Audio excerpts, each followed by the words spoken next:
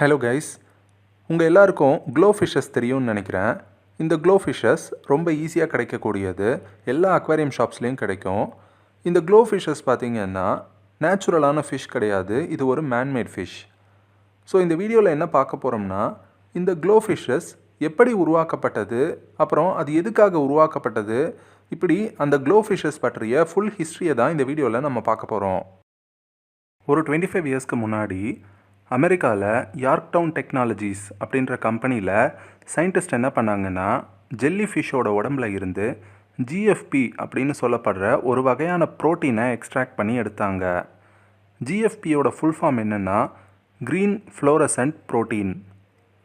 அதுக்கப்புறம் சயின்டிஸ்ட் என்ன பண்ணாங்கன்னா, இந்த ஜிஎஃப்பியை ஜீப்ரா ஃபிஷ்ஷோட டிஎன்ஏல ஆட் பண்ணாங்க. இதோட ரிசல்ட்டாக இப்போ நம்ம அக்வேரியம் ஷாப்ஸில் கிடைக்கிற green colour zebra glow fish உருவாச்சு.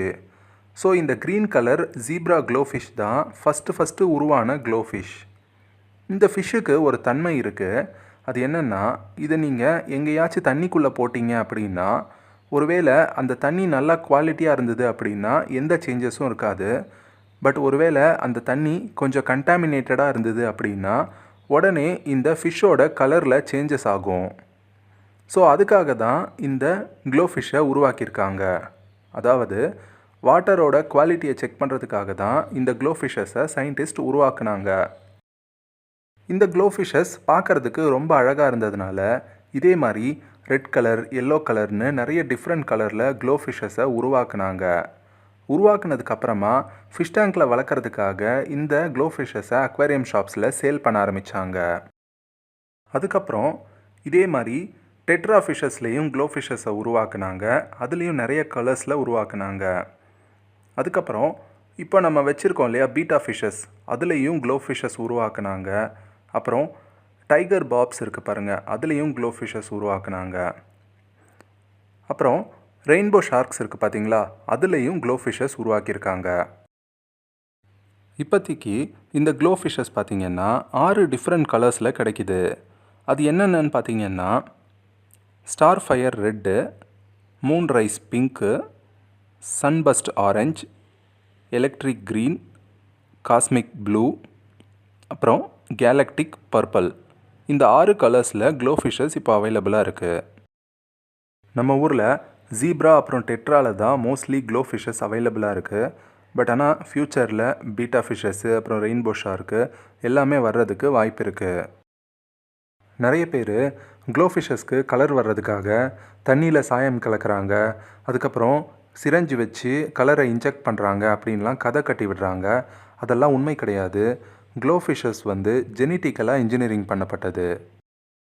அப்புறம் க்ளோ ஃபிஷ்ஷஸ்க்குன்னு தனியாக ஸ்பெஷல் கேரக்டர் எதுவும் கிடையாது, அதுக்குன்னு தனியாக மெயின்டெனன்ஸ் எதுவும் கிடையாது. ஒரு க்ளோ ஃபிஷ்ஷோட நேட்டிவ் ஃபிஷ்ஷுக்கு நீங்கள் எப்படி கேர் பண்ணிக்கிறீங்களோ அதே மாதிரி தான் இந்த க்ளோ ஃபிஷ்ஷஸையும் கேர் பண்ணிக்கணும்.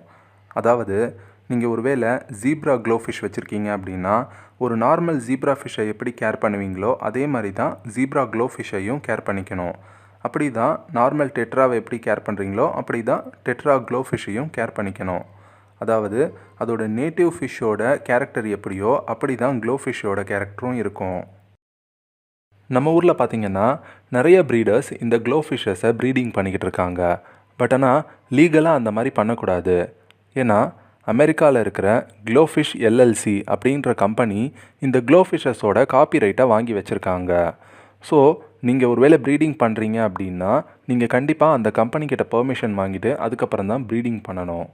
இதுதான் லீகல். பட் ஆனால் நம்ம ஊரில் அதெல்லாம் யாரும் கேர் பண்ணுறது கிடையாது. நிறைய ப்ரீடர்ஸ் இதை ப்ரீட் பண்ணிட்டு தான் இருக்காங்க. ஓகே கைஸ், இந்த வீடியோ உங்களுக்கு பிடிச்சிருக்கும்னு நம்புகிறேன். இதே மாதிரி அக்வேரியம் சம்மந்தப்பட்ட நிறைய வீடியோஸ் நம்ம சேனலில் போட்டிருக்கோம். விருப்பப்பட்டீங்கன்னா அதெல்லாம் போய் பாருங்கள். கண்டிப்பாக உங்களுக்கு யூஸ்ஃபுல்லாக இருக்கும். மீண்டும் இன்னொரு வீடியோவில் சந்திக்கலாம். நன்றி.